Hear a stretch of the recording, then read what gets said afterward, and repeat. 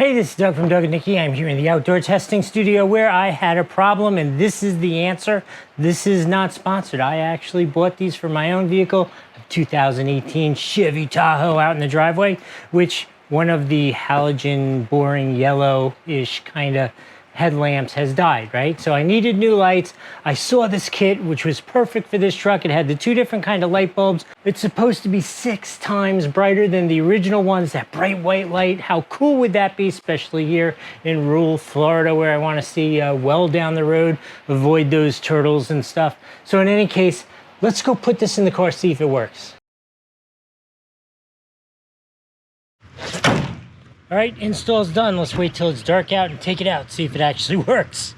Okay, I've taken you to a dark parking lot so you can see how it looks. How cool is that? Look, I'm lit up with these lights. I'm using these. You can see how far over my shoulder. It's really pretty good.